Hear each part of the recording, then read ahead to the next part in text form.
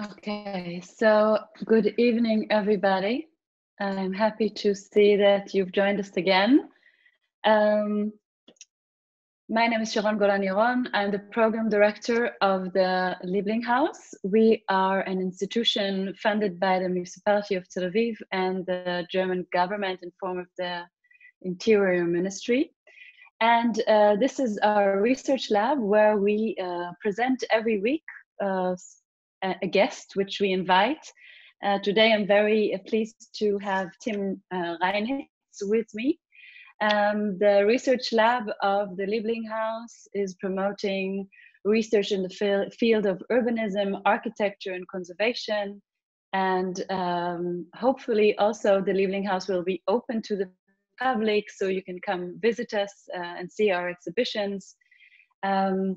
But today I'm very honored to introduce you, Tim, and I will speak a little bit about your CV, although it would probably take me very long time. So I will just pick what I thought was very interesting.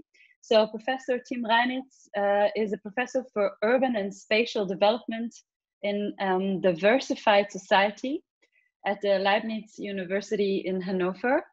He was also teaching in Munich and in the ETH Zurich, and he's an author of a few books. Some of them I will mention here. One is Big, Beautiful Buildings.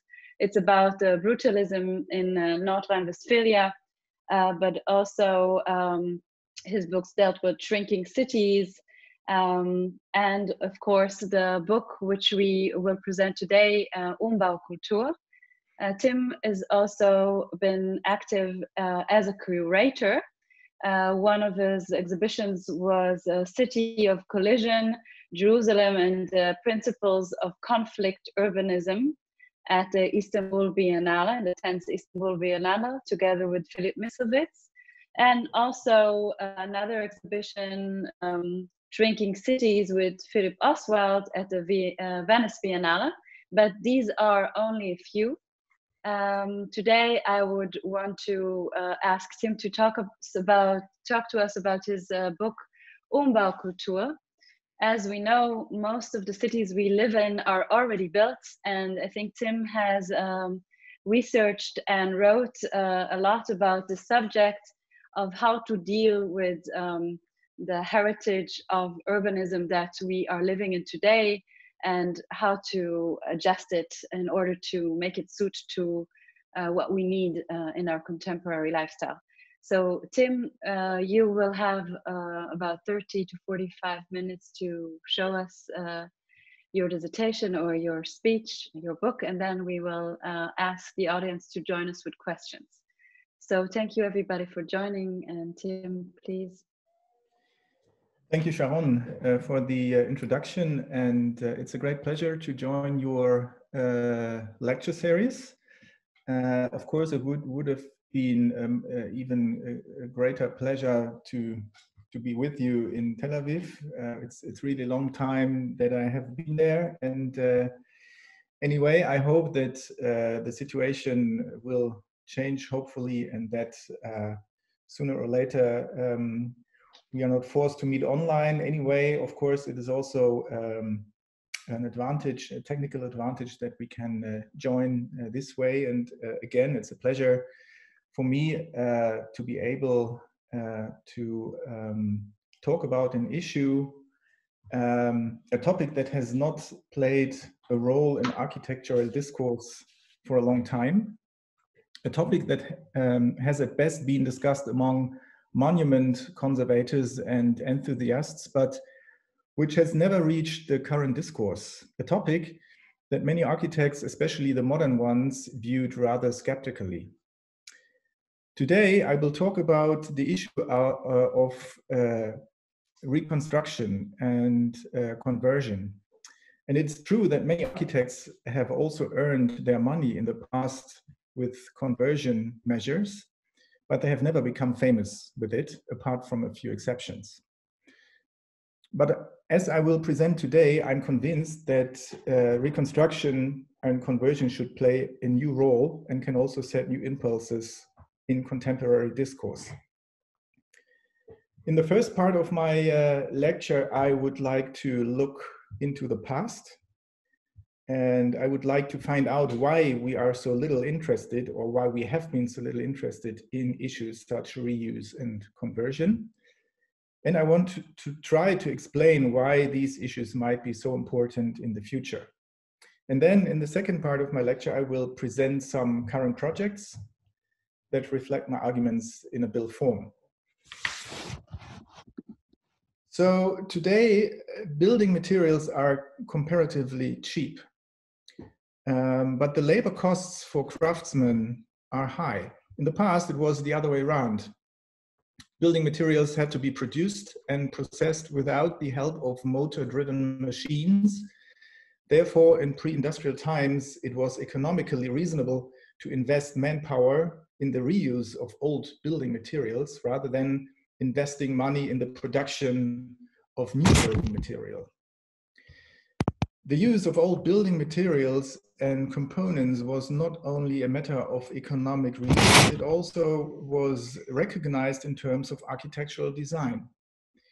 There's hardly any historical wall in which old stones were not used, as you can see here in this wonderful drawing showing a historical wall with all its different fragments and stones that stem from different historical Tim, we don't see your screen yet, so you have to share your screen with us. Okay. And as also, if you can be careful about your microphone, not touching your microphone with your hand. Thank you. Right. Is the screen visible again? Yes, now it's visible. Thank you. Okay, thank you. Okay, this is the drawing I was talking about, where you can see the different elements, different stones that have been integrated over the time. And sorry. Another drawing showing that there is hardly any old roof, in which old construction timber was not used. So specialists who are inspecting these old buildings, they're always, I mean, it's always their issue to find all these old materials. So in other words, there was hardly any new house which did not incorporate old stuff in pre-industrial times. And quite often, of course, complete buildings have been reused and adapted to new meanings and new functions. And of course, this one is probably one of the most famous ones, which just recently had been reconverted, and not only converted in architectural terms, but also in religious terms. It has been converted back from a church into a mosque, as you all know.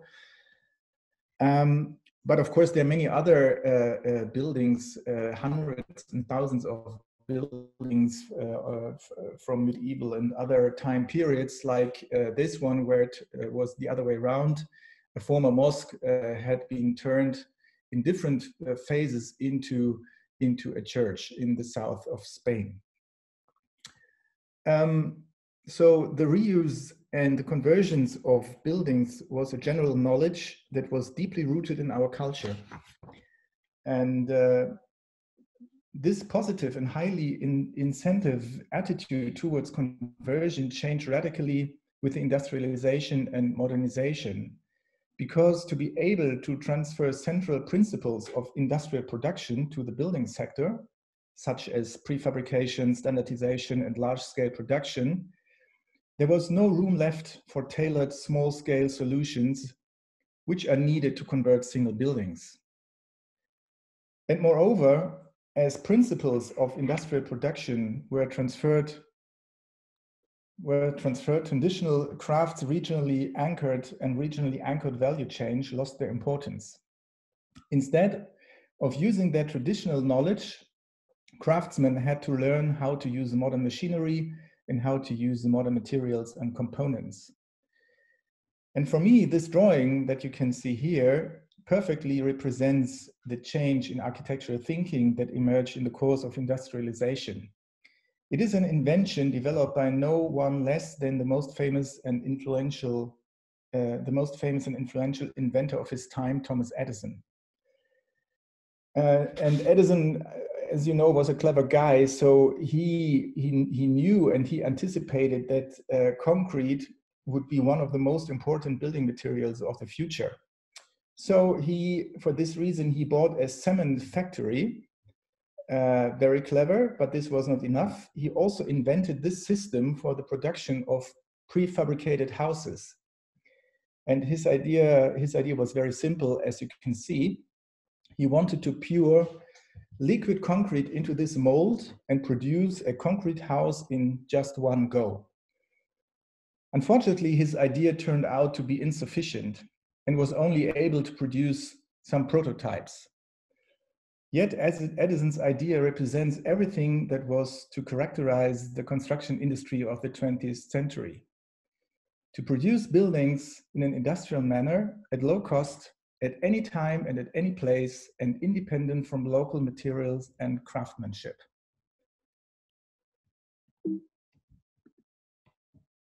Edison was unsuccessful with his idea, but others succeeded later on and developed a huge industrial sector, which today, or which in the course of the 20th century, employed hundreds of thousands of workers and generated billions in sales.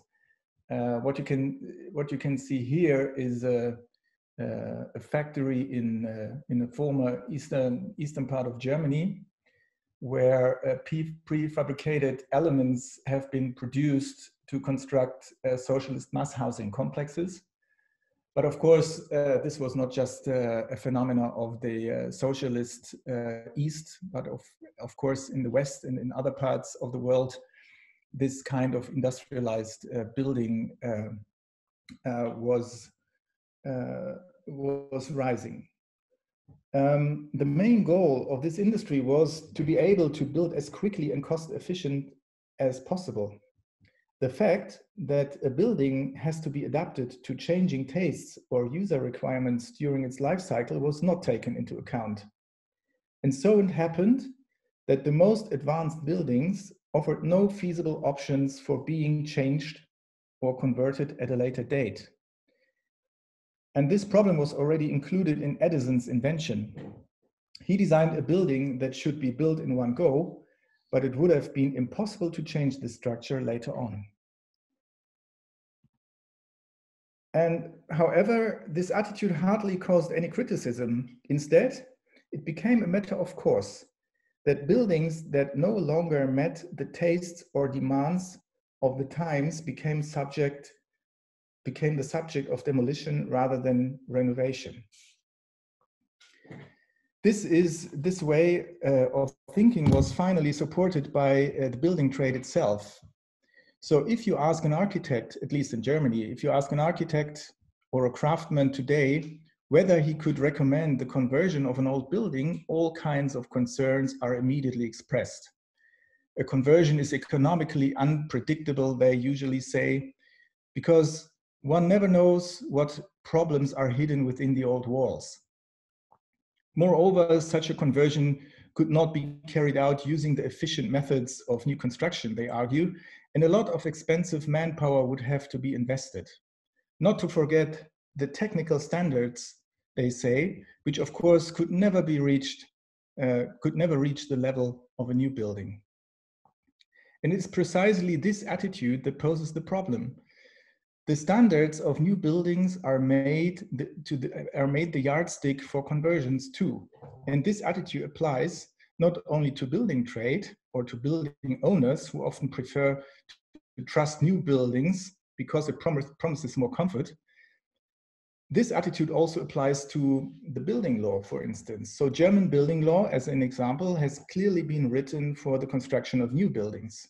Whoever wants to convert a building instead, of course, has the possibility to do so, but he or she has to comply with it and must meet standards for which the old house was never designed for.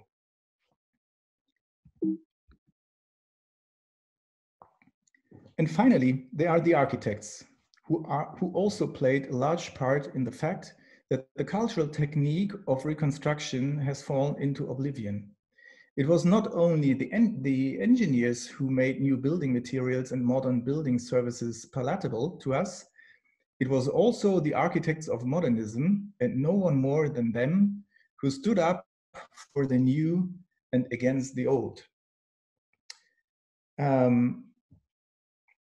Think of the radical plans of Le Corbusier, as you can see here, the Plan Voisin, who would have torn down an entire district of Paris without batting an eyelid. Or Ludwig Hilbersheimer, who proposed something similar for Berlin. Or think of Frank Lloyd Wright, who wanted to rebuild the modern American industrial city. So it was a common way of thinking to get rid of the old stuff and to replace it by new modern architecture. Modern architects were virtually inspired by the idea of using the innovative power of industry and its destructive power as well to renew our architecture and our cities. And here you can see Le Corbusier himself in front of a modern car, the Voisin C7. And in the background, you see his Pavilion Suisse. And it is, of course, I mean, it's of course an arranged photograph, which was arranged by himself. And of course, it's no accident that this modern car and his modern architecture are placed with him together at the architecture on one photograph. Modernity has taught us to give preference to the new over the old. Today, however, we have enough distance to be able to place the eager of modernity in his historical context. And the ideological arguments with which the proponents and the opponents of modernity fought each other have also become blunt, so that today we can also acknowledge the mistakes of modernity without being suspected of being a conservative dreamer. And one of the mistakes of modernity was certainly that it overexploited our environment.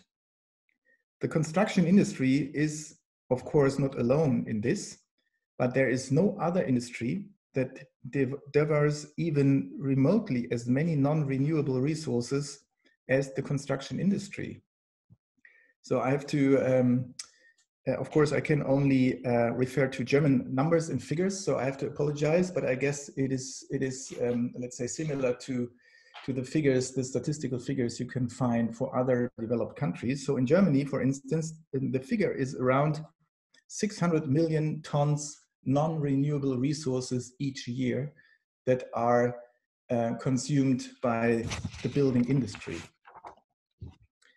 And it has also, I mean, the building industry has also overexploited our cultural resources by destroying huge quantities of old buildings. In Germany, the construction industry produces around 200 million tons of waste every year. There is so much construction waste that many landfills are overfilled and the rubble has to be transported to some distant dumps. Of course, there also has been resistance against the destructive fury of the second half of the 20th century. Citizens have protested against destructions, and also, of course, the preservation authorities have fought against it and have placed many buildings, often against resistance from owners and politicians, under monument protection. Around 2 to 3% of the German building stock is now listed. And I have no idea how many buildings are listed in other countries, but I assume that the German authorities, monument authorities, are pretty efficient. But in the end, monument protection has done little to change the throwaway mentality of our building culture. On the contrary, monument protection has ensured that historically significant buildings are protected and respected, but only these buildings. Non-protected buildings, however, have not been considered by the monument protection too. And so an ideological dichotomy has developed in the 20th century. On the one hand, there is the idea of building new houses.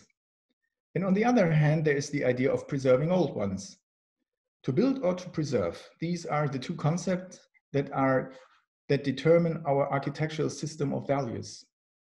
Concepts that are in between these two, such as the conversion of buildings and to, you know, to turn an old building into a new one didn't play a significant role in this value system. And this is a problem today more than ever, because in all developed industrial nations, more has been built in the past 70 years than ever before in history. Let's take the example of Germany once again. About half of the entire building stock in Germany was built after the Second World War. Of course, Germany is a special case because an enormous amount of building fabric has been destroyed or was destroyed by the war. But in other countries too, building activity in the second half of the 20th century was incomparably high. These buildings, which were built especially in the 50s, 60s, and 70s, have now reached an age that raises the question, renovation or demolition. In the process, facts are often created without the involvement of the monument preservation authorities, and buildings, as you can see here on this slide, are simply torn down.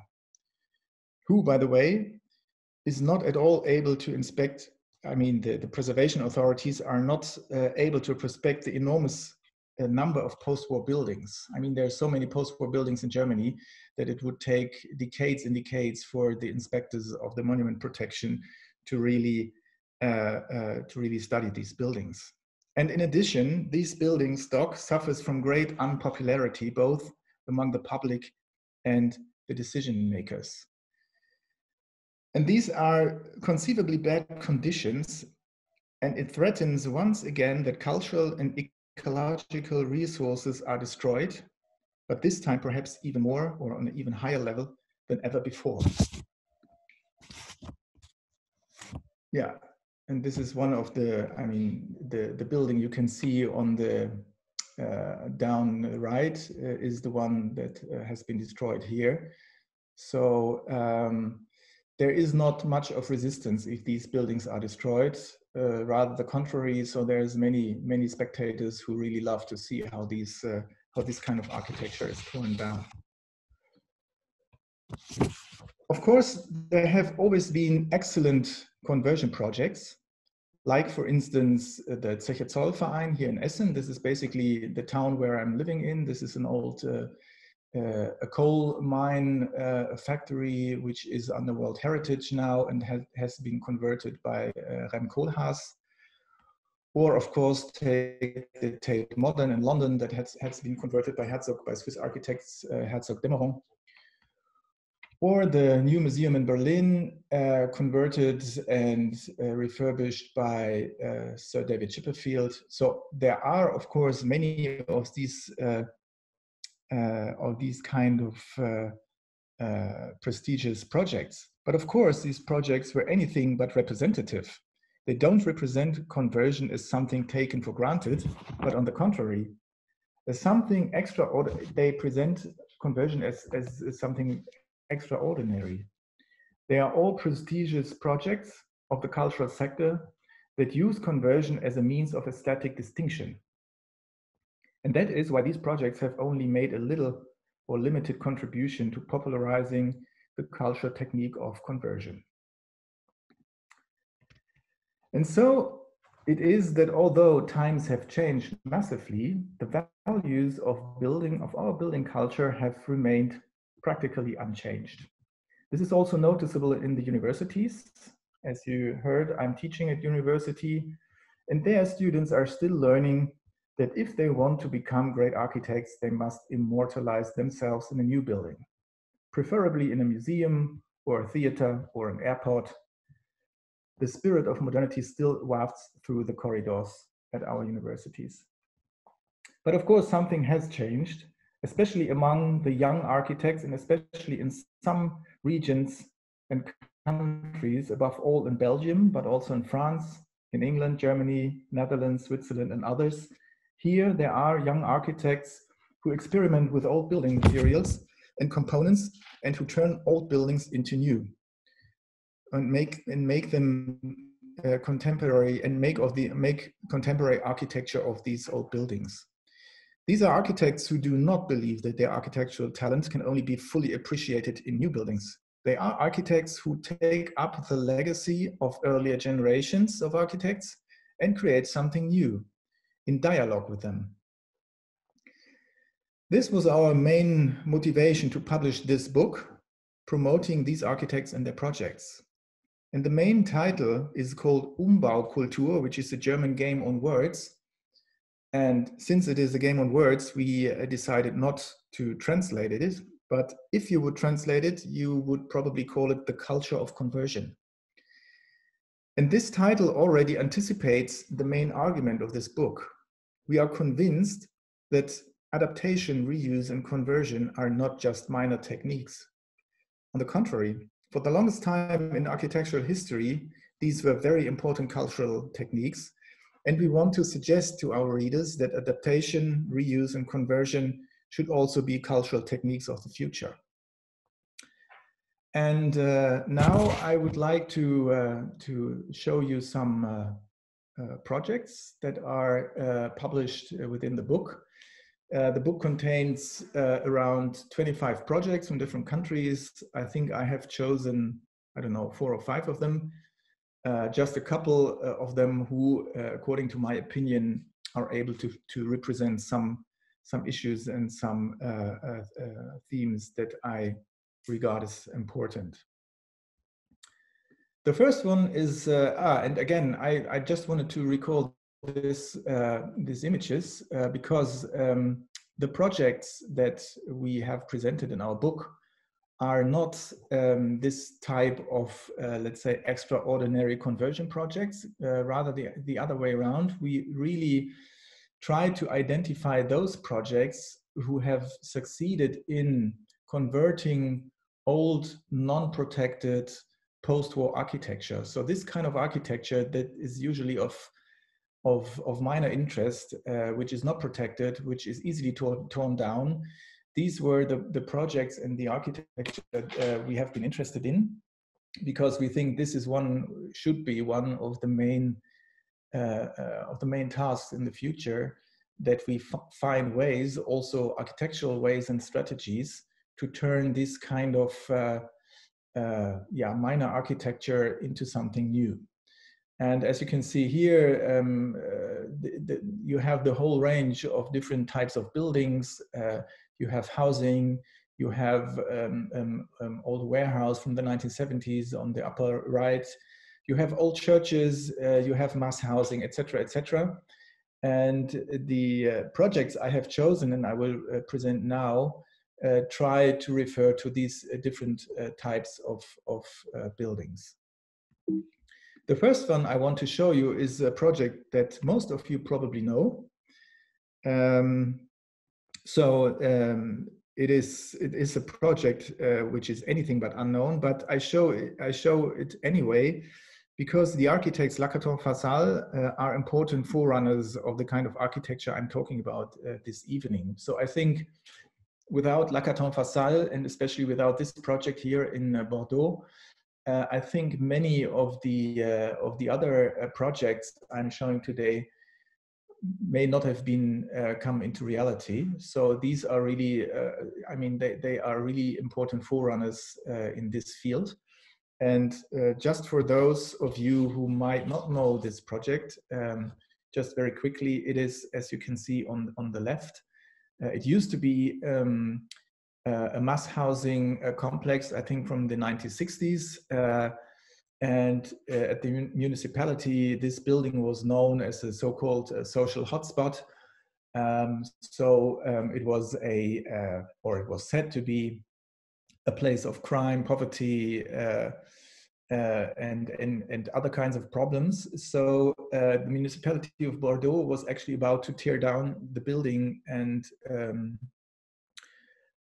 replace it by new social housing. And Lacaton Fasal, they convinced the municipality to use the old building structure and to make use of a very simple kind of refurbishment. As you can see here, I mean, the most important thing they did is that they put a sort of a winter garden in front of the main facade, which in the end helped to turn this building both in the interior but also in the exterior into something completely new. So you can see this very light and clean and bright facade from the outside, and in the inside you basically have the same flats as before. So most dwellers could stay there even during construction. So it was really a low-cost conversion with a very high effect, both for the residents and for the city as well. The next house I would like to show is also housing, but as you can see, it's a single family house, and it's a type of house which basically, I mean, you can, in Germany, you can find hundreds and thousands and hundred thousands of these type of buildings. It is actually an architectural representative of the rising German middle class of post-war times. You have, I think, I hope I'm not wrong, but I think there are far beyond 3 million one-family homes in Germany, especially at the suburban fringes of larger cities. And the architects, Ammund architects, have actually violated all the conventions that would normally be followed when rebuilding such a house.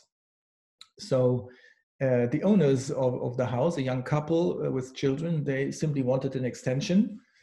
And what they got is an extension, but an extension which is completely different from any other single family house extension you can find in Germany. Normally, one would completely modernize such a house so that it looks like new. So that would be, I mean, if you have enough money, an owner of such a house would completely modernize it, and it would look like a more or less like a new kind of architecture in the end.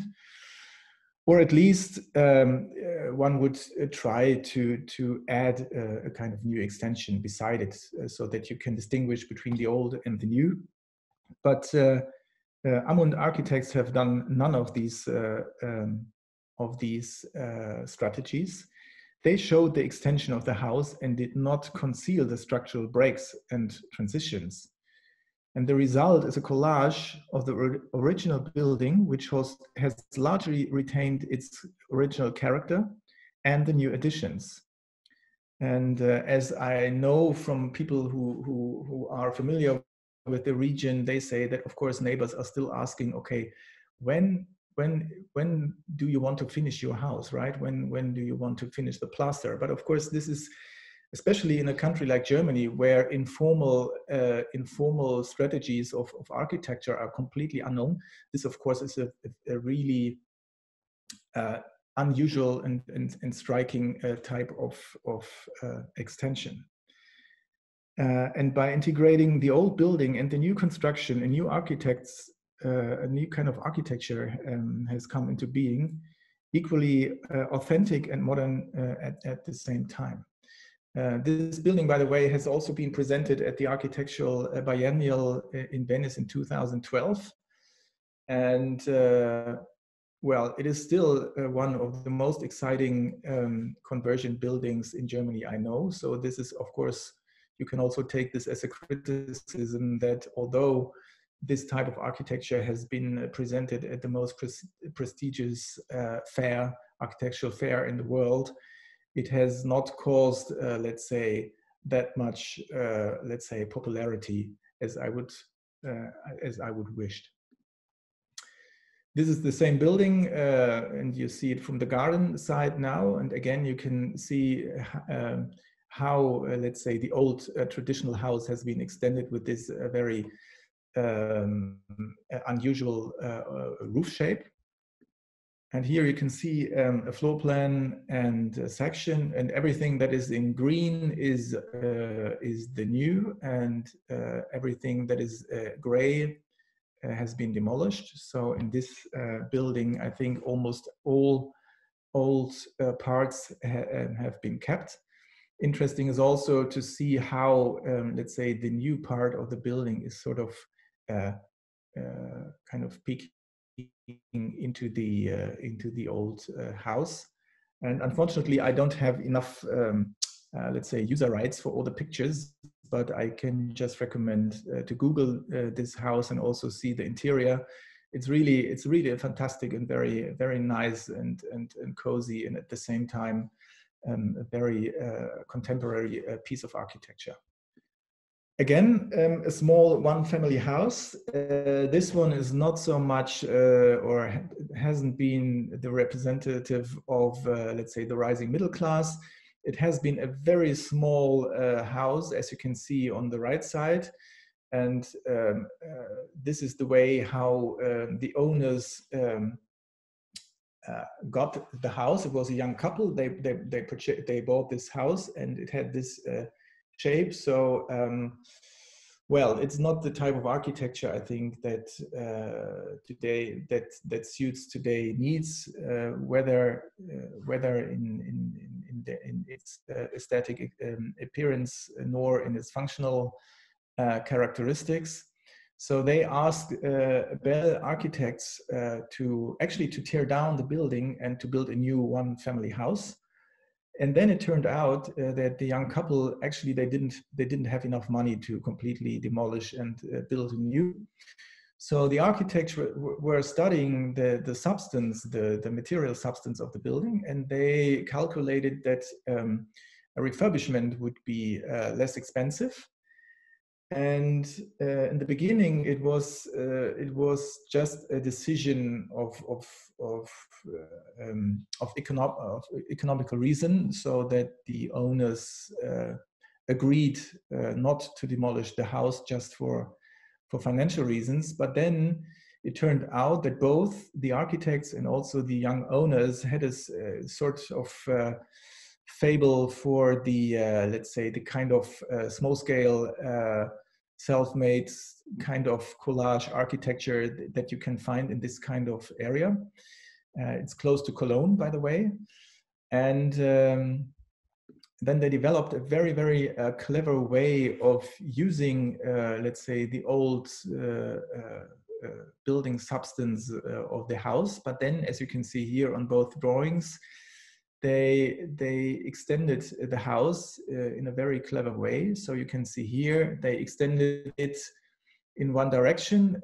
Actually, they didn't need it to construct a new basement. There was an old terrace, and the terrace was strong enough to put a very light steel frame construction on top of it and to clad it with wood. So that was a way to extend the building, the very small building, a little bit. And then they also saved some space by putting an exterior or a new staircase at the exterior in order to gain more space in the interior. And so in the end, and on the right, you can see all the gray is old walls that have been replaced. So as you can see, it used to be a very small scale house with very tiny little rooms. And today it's a very open architecture. And although it still has a very small footprint, it has a sort of generous attitude, and you have a wide view from the inside to the garden. And last point, and this is also what you can see, that there are small details like this old flower window, which is very, very typical for these 1950s type of architecture. Or here you can see the entrance.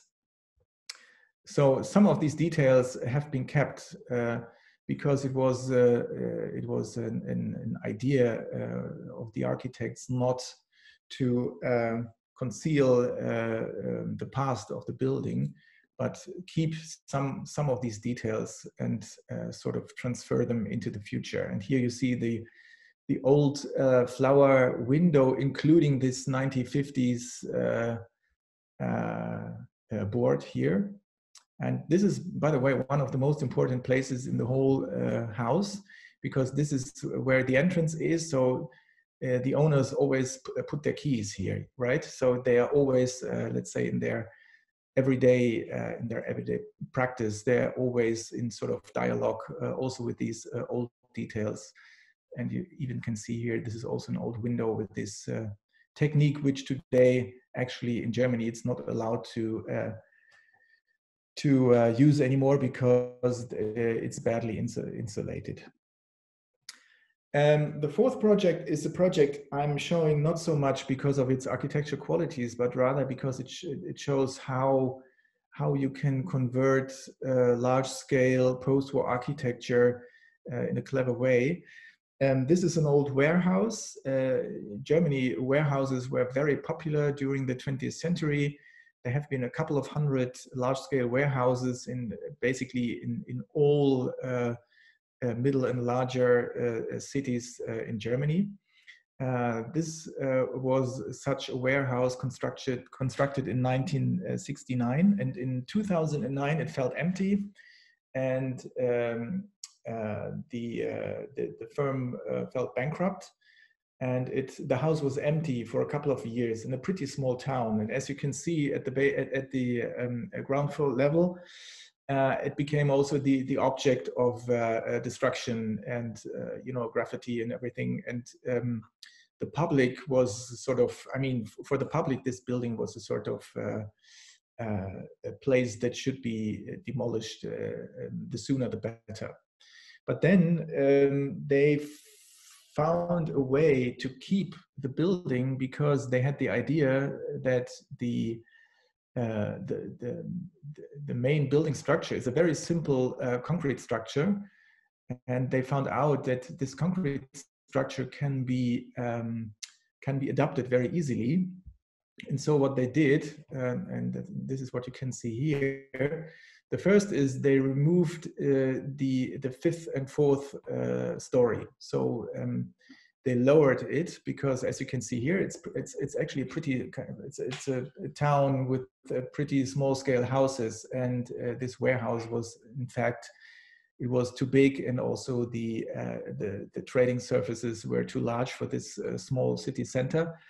So they erased 2 floors, and then in the second and third floor, they cut off this inner yard here. So they simply cut it out, and so they turned this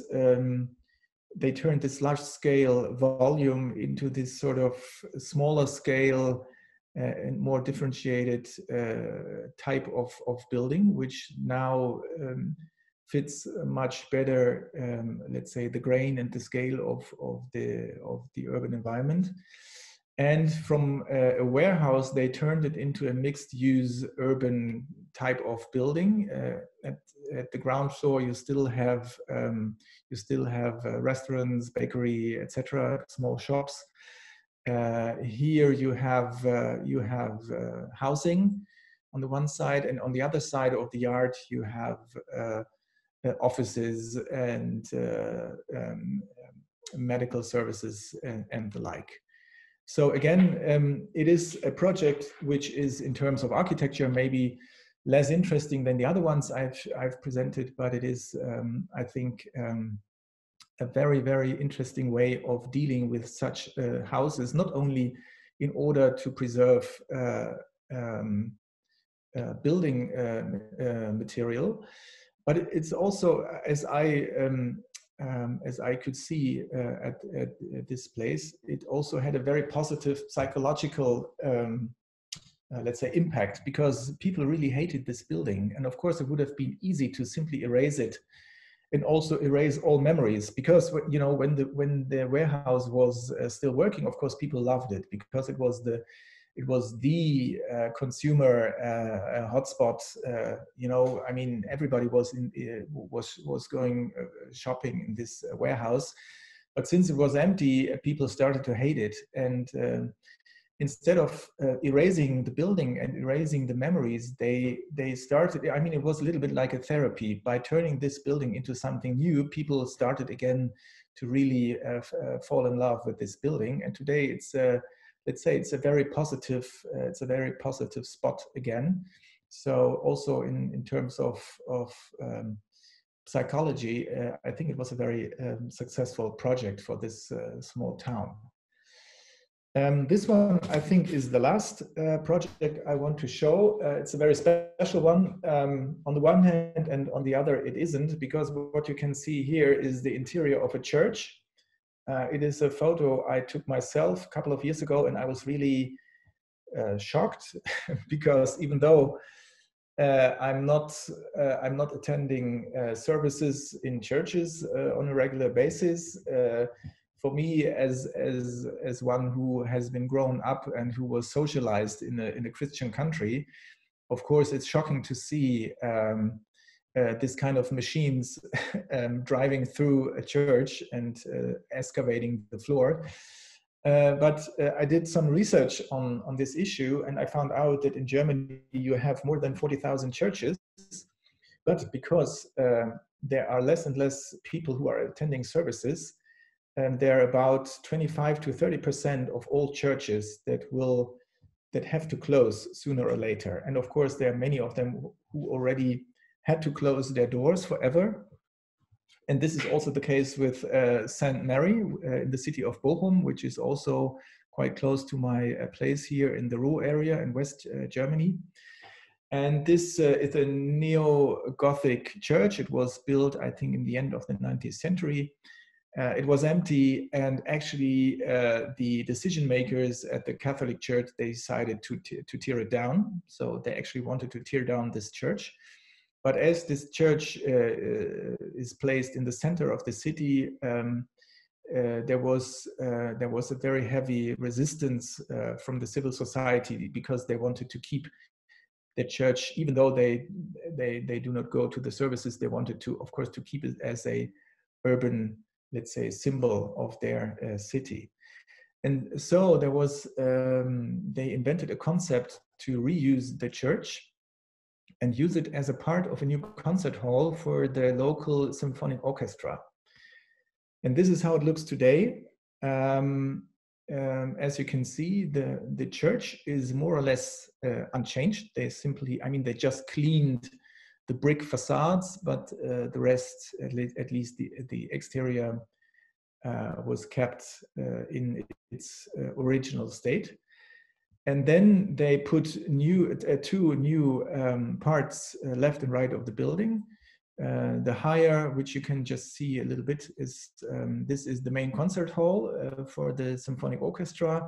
And on the other hand, this is a small studio which is also used by the local music school. And the church itself was turned into the lobby of this new cultural center. So this is the entrance today. The interior has been changed massively. Unfortunately, I don't have pictures I can show you. So it was turned from a Gothic, neo-Gothic church nave into a very modern lobby, but still, of course, you can see and feel that you are in this former church space. And this turned out to be a very good space for people to sort of prepare themselves to enter a concert hall and to listen to classical music. Here again, you can see in the middle, this is the church, and this is the main concert hall, and this is the small studio. And interesting is the interior of the church, but also these kind of corridors which are between the new buildings and the old church. Here you can see one of these corridors. And it's a strange space, because as you can see, this used to be the exterior of the church. Now it has been turned into the interior. And opposite side of this historic entrance, you have the modern entrance of the concert hall.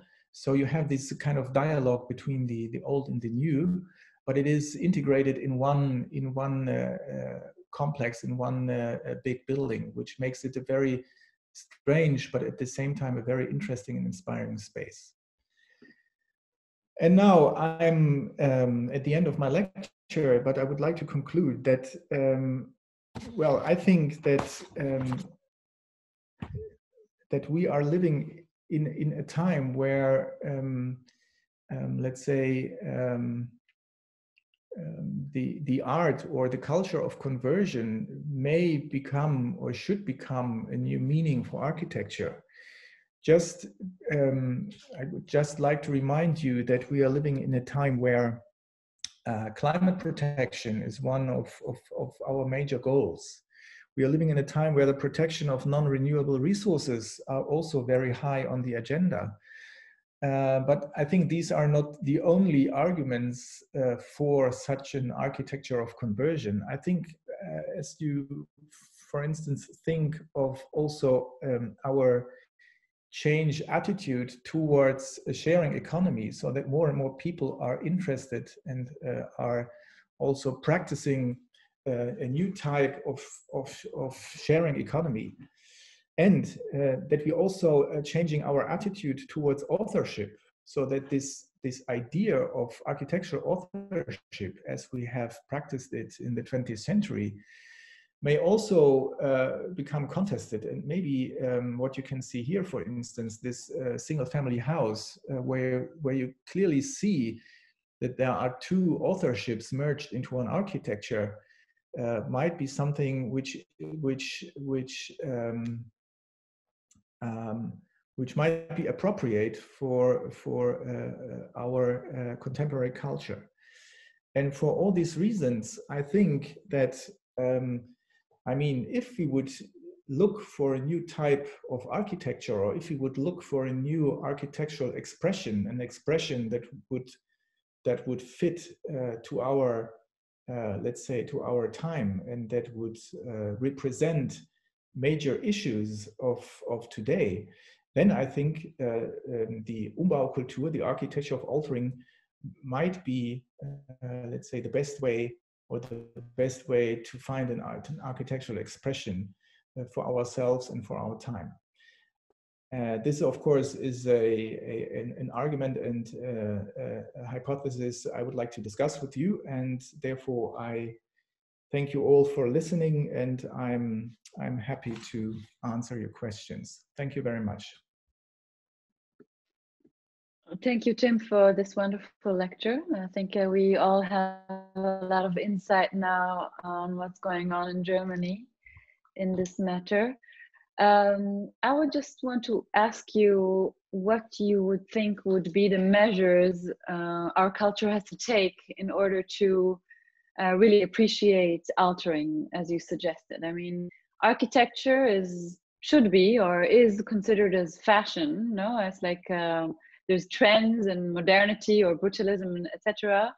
And it's really a fashion. And now in the fashion industry itself, we see companies like Adidas or H&M, which try and already promote their collections as refabricated out of recycled material. So this already becomes a fashion as well. So I'm just wondering how you think we should approach this issue in terms of the cultural aspect of fashion. How can we make this fashionable in the sense that people will start to appreciate old? I mean, we can see it in interiors a lot as well, that people, you know, they travel all around the world and look for historical pieces to put inside their homes, or you know, have this wooden door from India and the carpet from I don't know where. So you can see it's sort of as something you could make tasteful for people, but it's just about that our culture is still very much, at least in where we live here in Israel, likes the feeling of the new, and this is something that was not been used before. So I think this is a very interesting cultural aspect that I would want to ask you. How do you think we could promote this? Yeah, this is a good question, and I would like to refer to two keywords you have coined. I mean, I think let's say the old pieces you take home from elsewhere, and you know, the old door you kind of use. I think this is I guess a different concept. This is a kind of, you know, making old artifacts or turning them into an iconic object. But I think the example of fashion is maybe more interesting, because it's true that especially in the in the garment industry, in the fashion industry, this idea of upcycling, recycling, combining, etc., is already a couple of years old. Or think of these, I don't know if you know these bags made of old of these old plaster taken from trucks. Yeah, the Swiss company. Freitag company, who has become world famous, and I think every creative guy once had such a bag driving through Berlin or elsewhere. So it's true, the concept is not completely new, although I have the feeling that using such concepts in architecture is or put it the other way around, I think in fashion people are much easier to experience new concepts and to try out, and to have such a bag for a couple of years or just maybe for one season and then throw it away again. I think architecture is much more conservative, and people are much less flexible in, trying new styles. But maybe to give one answer to your question, my experience is that this type of architecture can be communicated very successfully if you take people into the process, because these kind of buildings are very, very they always have a narrative, it's much easier to explain the history and the idea and of this type of architecture. Let's just take this facade you can see here on the slide. This facade tells you a story, and this is what people like very much. That they really understand why why such a facade came into being. Whereas I think this was a big failure of modern architects in the 20th century, that they, in the way, they missed to communicate their architecture well enough for a broader public to understand. And I think this is a great chance of this architecture. And I don't know how it is in Israel, but in Germany, of course, participation is a huge issue. So there's basically no major architectural or urban project in Germany without any type of participation. And I think this kind of conversion architecture is very suitable for this kind of involvement of citizens. So you mean narrating is very important. I would also say that perhaps when you discuss it now, I kind of feel that this kind of genius loci, like the spirit of the space. The building is set in a surrounding which already, is there. And sometimes when you see new buildings set into a surrounding which is of a different sort of language, it feels sort of out of space. So perhaps also the sort of, slow food methodology of looking into the space, of the surroundings of the space, is also very important when we think about altering our cities, instead of, rebuilding new objects into them. So that I think would also make sense.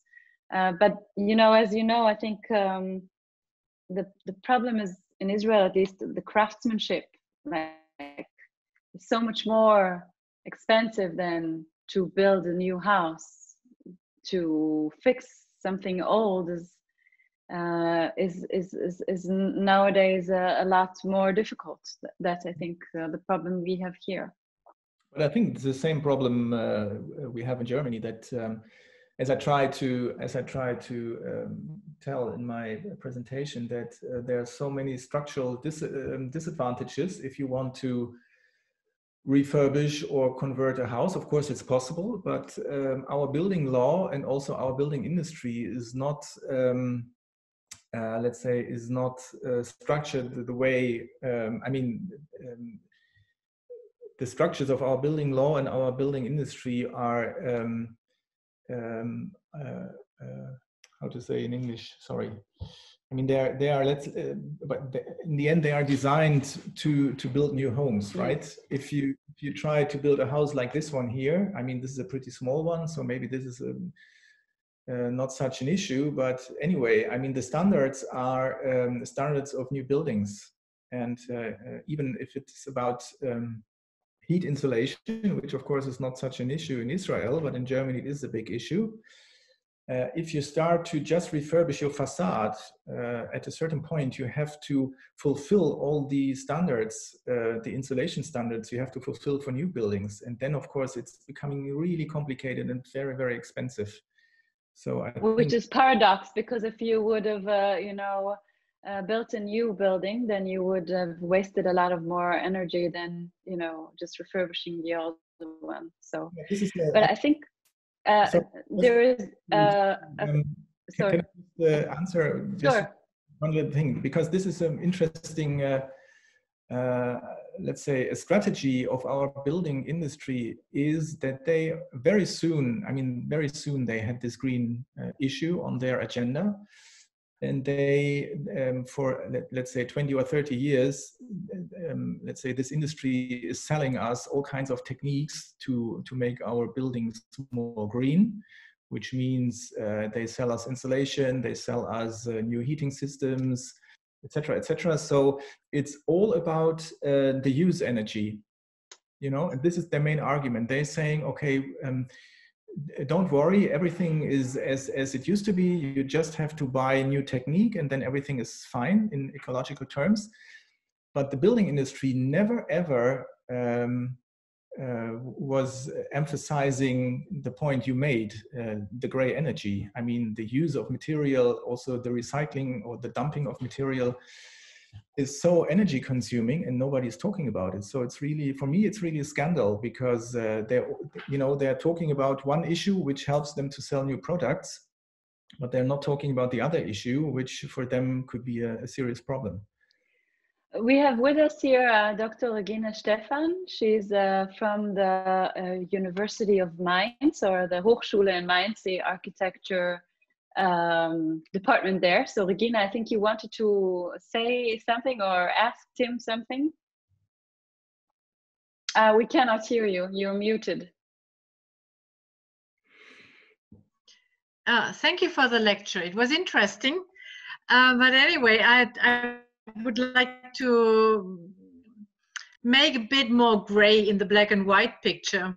I think it's too black and white, and I don't think that conversion is so rare in Germany. I think it is quite popular, and I just remind you of all those barracks left by the American or French or British armies, or the Soviet army, that are converted into new housing areas, where they use the old buildings and build new ones in between, so that there are new quarters for living and for all you need for your daily life. I have something very near to my house. There are 2 barracks changed into huge new quarters in Darmstadt. So, and there are many other examples that show that ever since 1975, when we had the first year Denkmalschutzjahr, European year of preservation of buildings, that there had been a very, very strong changement into the dealing with building. And I think there is maybe a difference in schools and university schools and teaching, because, for example, my university, we are teaching how to deal with existing buildings. This is a main issue for us. And we are not the university that tells the architects that only the new is the good one and the old one is bad. So, for example, we had a master thesis right this year that converted a parking house, a big parking building, in 3 different steps into apartments, into shopping area in the ground floor, and so on. So I think that we have to think much more into the future of cities, like, and I like this design for this changement of the or Weiterbauen. We call that Weiterbauen, continuing building of existing buildings. So because we have a changement in traffic, the young generation takes the bike and doesn't go by car into the city.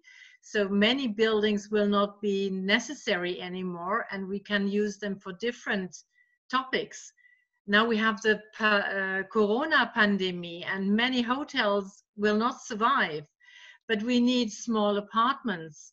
So people will convert, or architects hopefully will convert those hotels into small apartment houses and so on.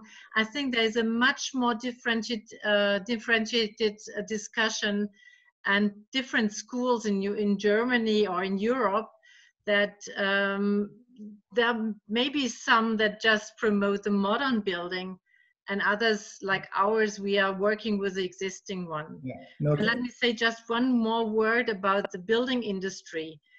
I mean, it's clear that the building industry produces new materials and wants to sell them, but they don't force the architects and not the owners to just tear down the houses. It's an offer to build, to take new materials and to reinforce the houses to modern green standards.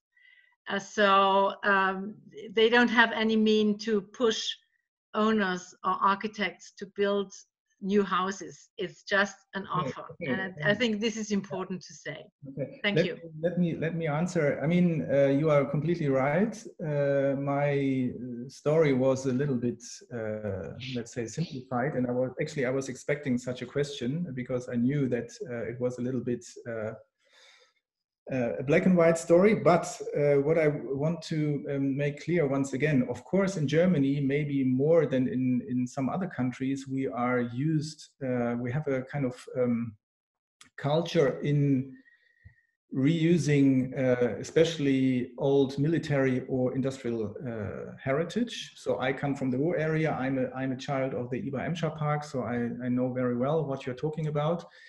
But the point I wanted to make, and please still have a look at this strange facade, whether you may like it or not.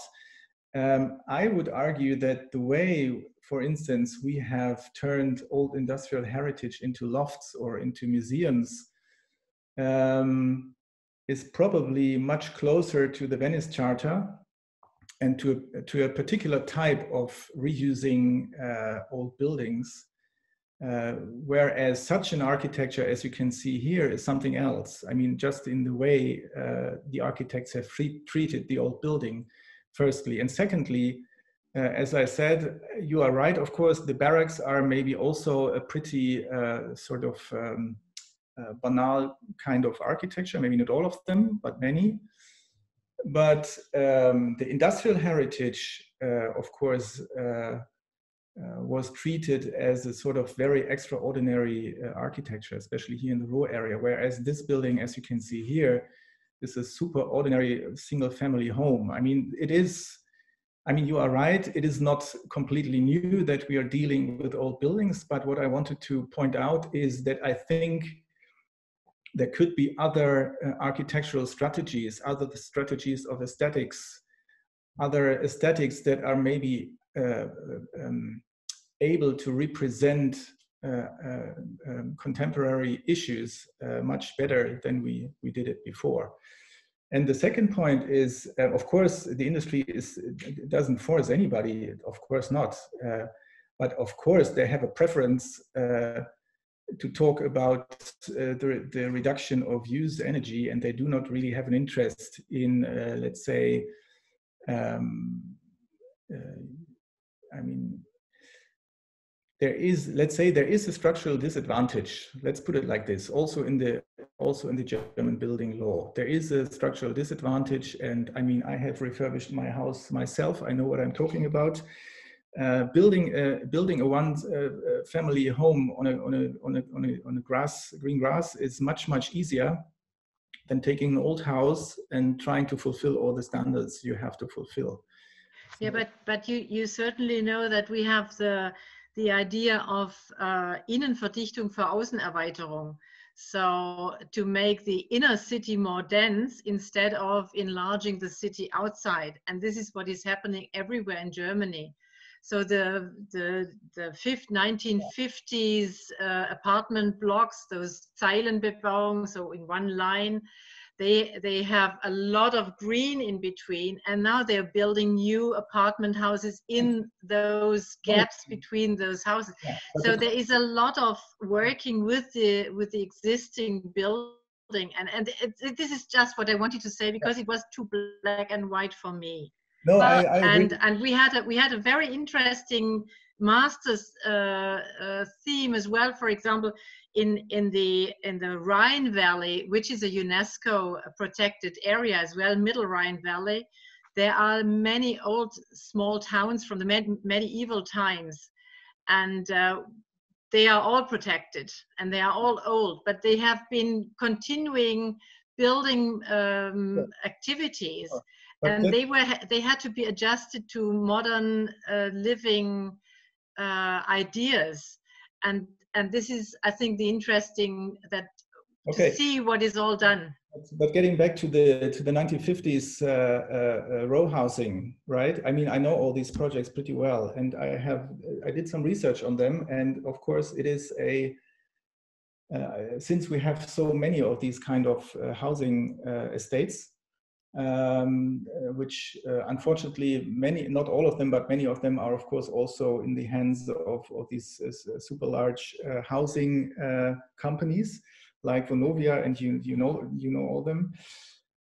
But to put it in a nutshell, I would say, of course, there are some good projects, but most of these projects, I mean, you would never like. Of course, we are doing it, but you would never like to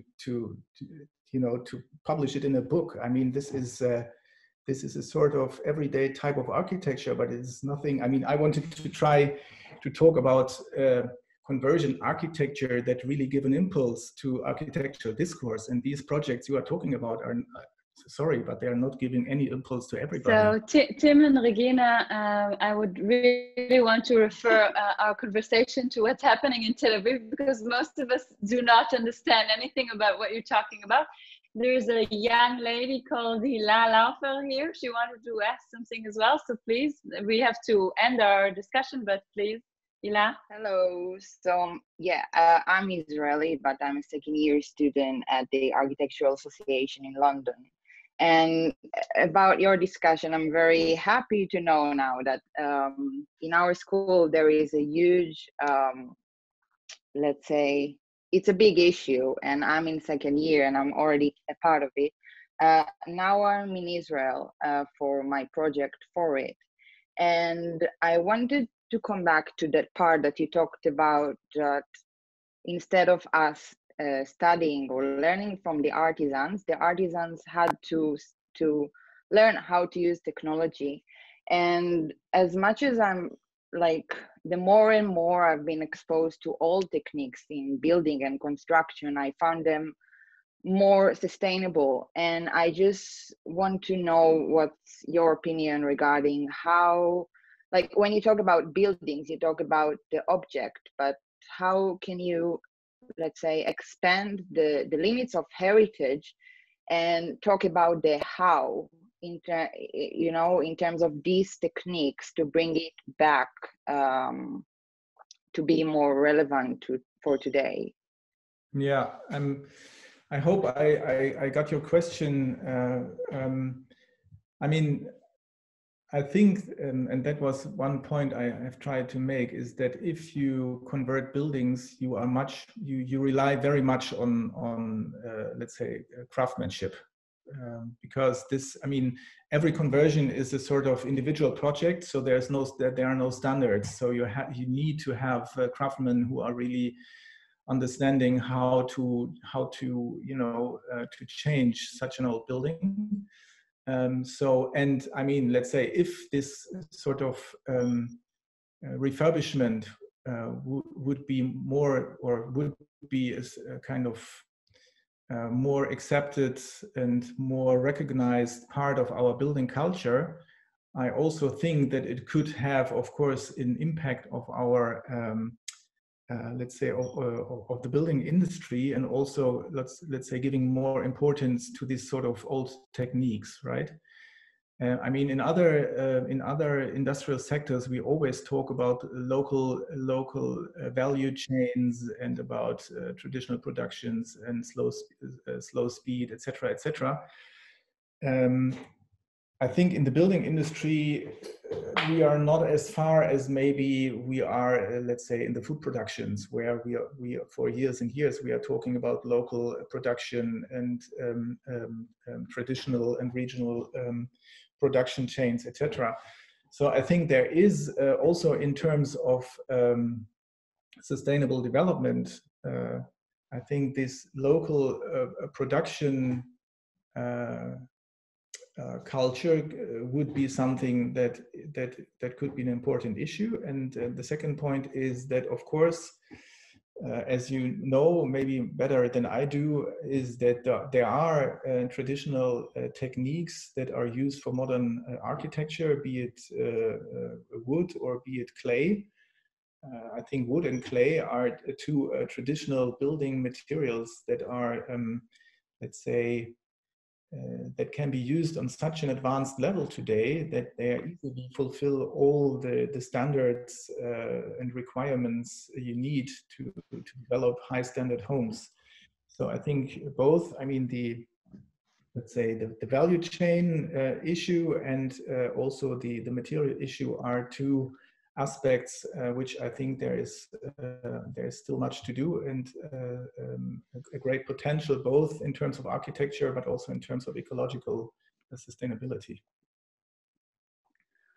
So thank you for the question, Hila, and thank you for the answer, Tim. I think it's been a great discussion.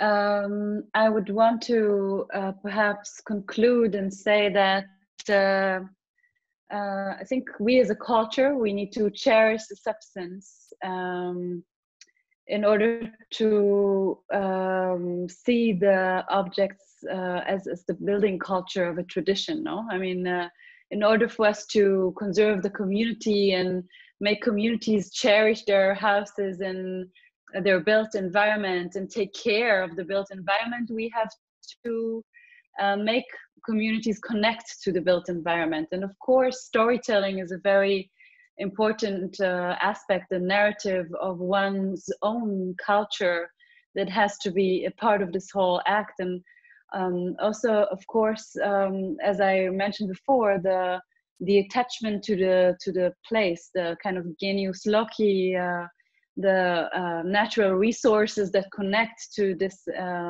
building heritage are always intertwined. So I think in that manner, we really have to learn how to look again before we, you know, very easy go for tabula rasa and rebuild. So in Israel, it's very, very important. We see the White City as a huge built heritage site of over 4,000 buildings. And I don't care if they're listed or not, it's not the issue, but in order to make the people take care of their assets, they need to learn to like them. And this is all about storytelling and taking care of details. And I think there is lots to learn. And thank you so much, Tim, for this lecture, because it's interesting to see how you deal with it in Germany and what we can still learn. And of course, I think the examples you showed how to, you know, intertwine new and old, they make a big difference of, you know, all of a sudden a place gets, you know, a lot more character than if it would be just a new one. I mean, just as an architect designing a building, even an interior of a high rise, it's so much harder than to, you know, take care of an old building and, you know, design an interior of an already existing building. So this, I think, is a very good example of what we're facing here in Tel Aviv. So thank you, Tim, again, and Regina and Hila for participating. Whoever is still here, I would want to invite you for next week's lecture, which is this time about identity and culture again. So it's a culture of memory, how to preserve historical sites like Auschwitz this time.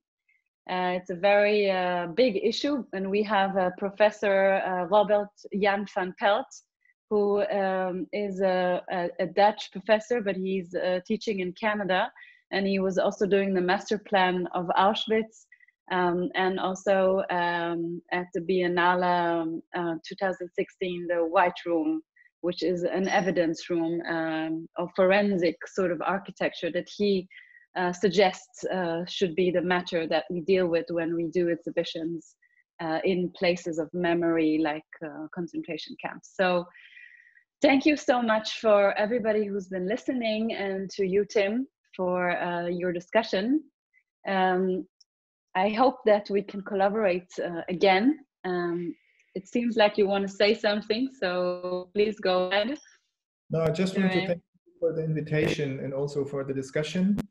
And as I said in the beginning, I hope that I can visit you in Tel Aviv once after Corona, hopefully, and all the other problems we sometimes have visiting you guys in Israel.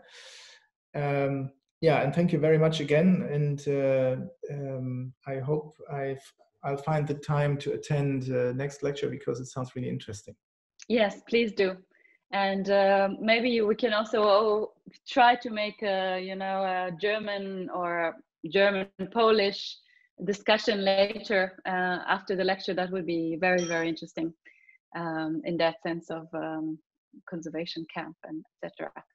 So thank you again for this discussion, and I hope to see you again, Tim. Bye-bye. Bye-bye. Thank you. Bye. Bye-bye.